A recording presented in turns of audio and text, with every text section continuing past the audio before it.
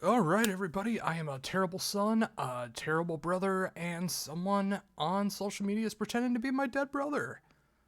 That said, let's get into the backwards marathon of In Flames. Starting it off is Lunar Strain, which is the only album to feature Michael Stane, which no one can seem to pronounce online, and it is a great starting point for the band. It's probably got the most raw feel behind it because you're still trying to see where they're trying to go with the band. Do they want to go more in the folk element? Do they want to go more in the death metal side? Do they want to be more melodic? It has all of it. And they really did find themselves in later albums. But with Lunar Shield, especially hearing Stane being able to do songs like Behind Space, it is a very interesting take, especially if you've never heard it before. Just because it's first doesn't mean it's best. That goes for everything in life. So, yeah, I think in all fairness, mainly because of the production, more than anything else, I think I'm going to have to give this a C. The Jester Race is up next, and it is a quintessential In Flames album for the beginning years of the band.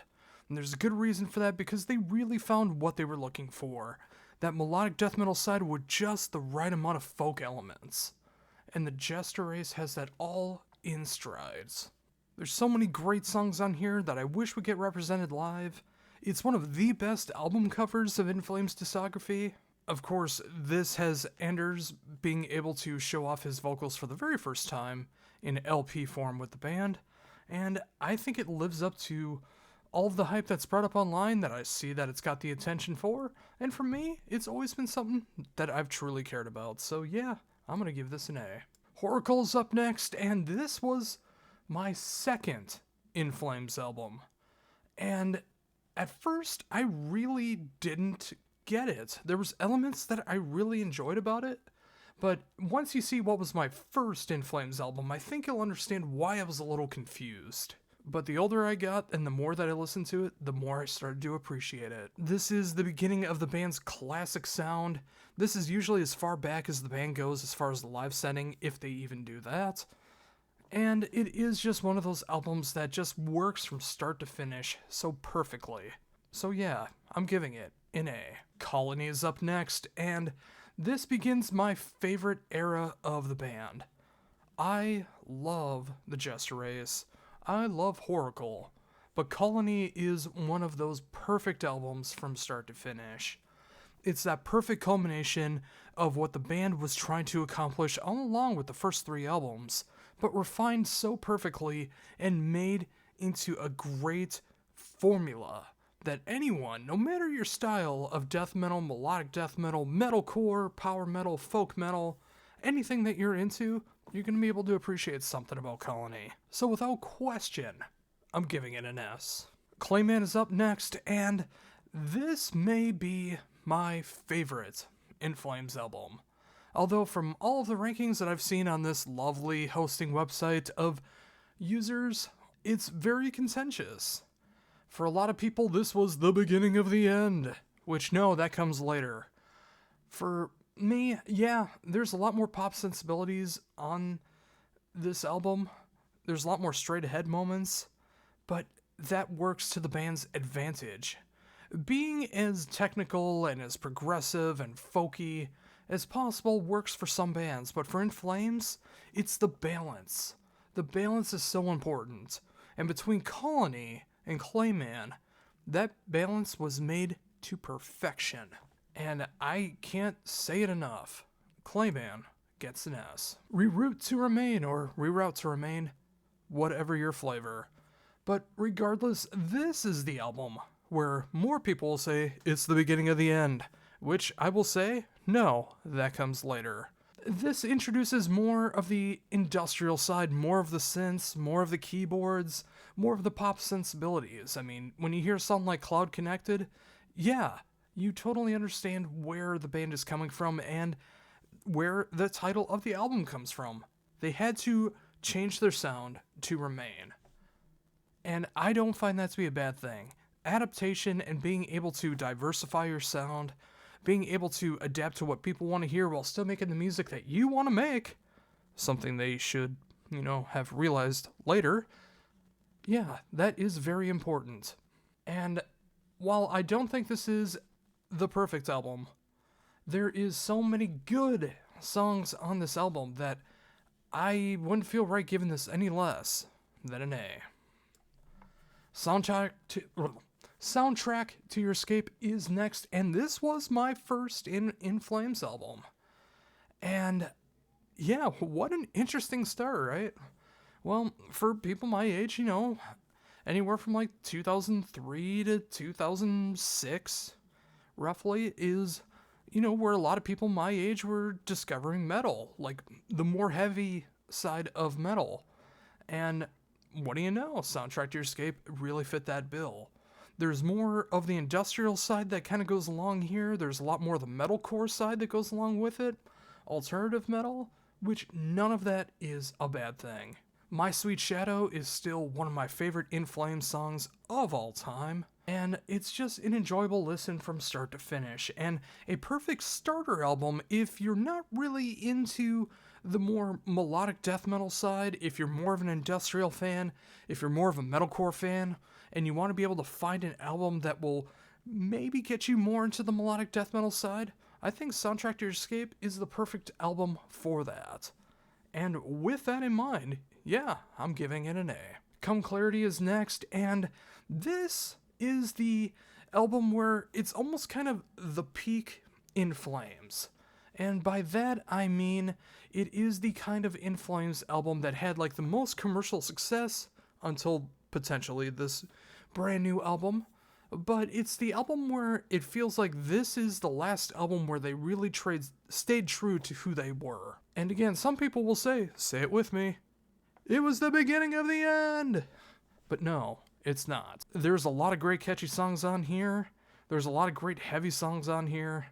I mean, can you get a better start to an album than Take This Life? For In Flames, it's really hard. But again, I don't think it's a perfect album. I think it is a good album. And there is some elements that aren't really my bag anymore, but there are some songs on here that I still truly love to this day. And with that in mind, I am, without question, giving this a B. A Sense of Purpose is next, and this is what I always felt like was the B-sides to Come Clarity. There's some songs on here that are good, but it really feels like the beginning of the end. No, I keep doing that, don't I? Isn't that annoying? But no, seriously, like, yeah, this is the first In Flames album where I could just feel that things were not right.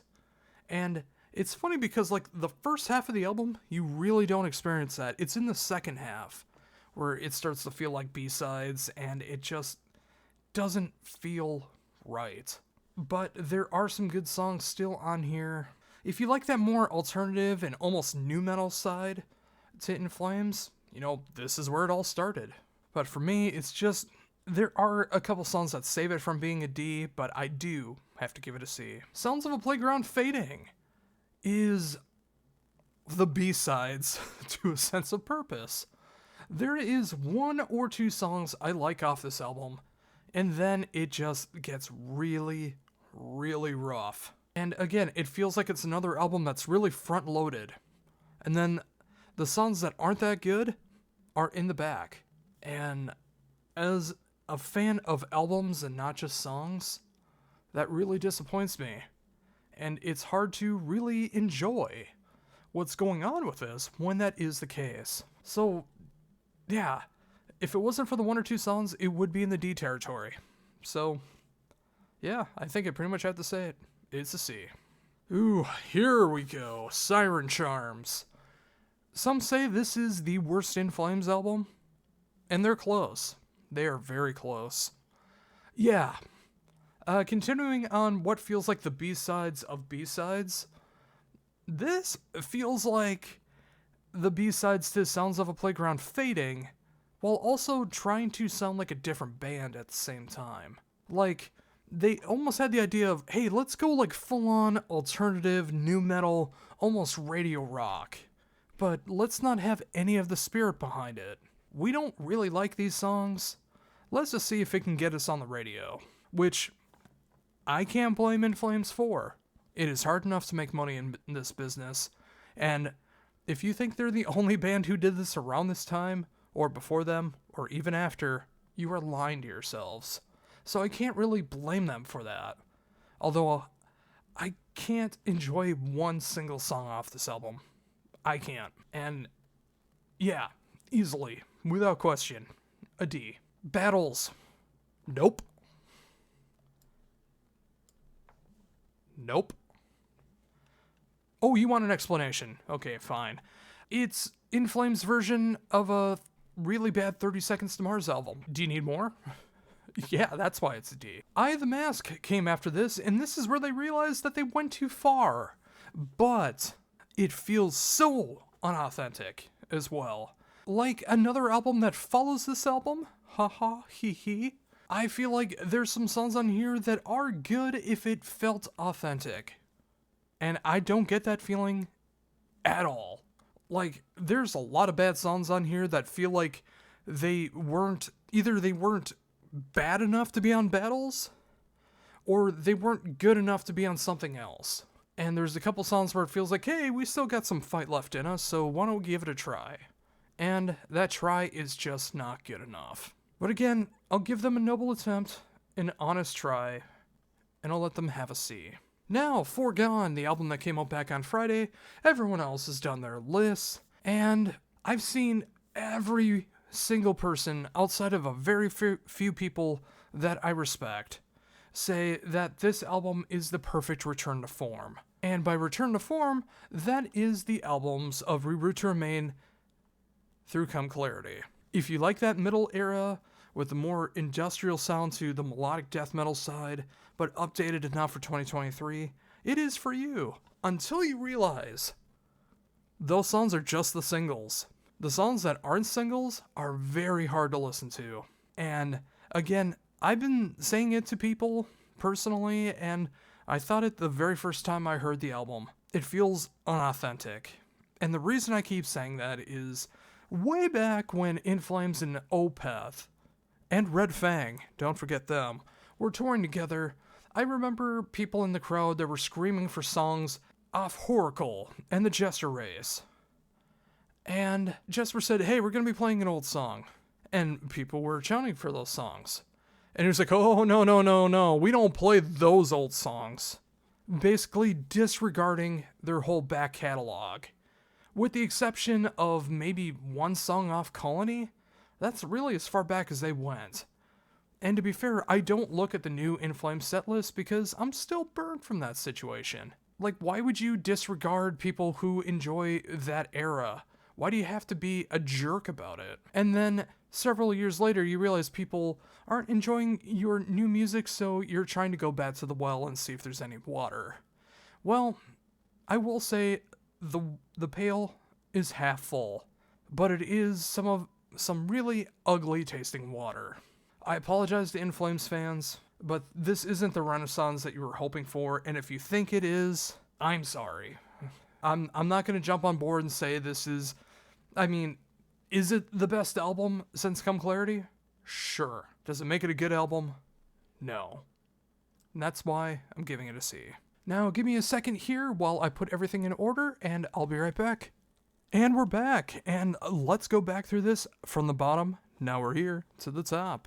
Starting with their worst album, Battles, followed by Siren Charms. Then in the C category, we got Eye the Mask, Sounds of a Playground Fading, A Sound of Purpose, Foregone, and Lunar Strain. The sole album in the B territory is Come Clarity. In the A category, we got Reroute to Remain, or Reroute to Remain. I'm not going to judge you on how you say that word. Soundtrack to Your Escape, Horacle, and The Jester Race. And finally, the top two albums from In Flames that make up the S tier, Colony, and my favorite album from In Flames, Clayman. And that does it for my late, why did I decide to do this after everyone else did? Oh right, there's some family stuff that got in the way from me doing this the way that I wanted to. Backwards marathon for In Flames. It's controversial. I'm sure I made a lot of people angry for albums that shouldn't be as high or albums that shouldn't be as low. And if you disagree with me and you think I'm wrong for having my own thoughts, tell me down below. Tell me what your ranking is. And of course, if you like this, if you like anything that I do, like, comment, share, subscribe, tell your friends. Let's try to get me back to a normal reach and hit 1,000 subscribers. I'm almost at 900. Let's make it happen. And until my next Backwards Marathon, interview, review, top 10 list, or other, for Heavy Debriefings, this is Josh Runquist saying, see ya.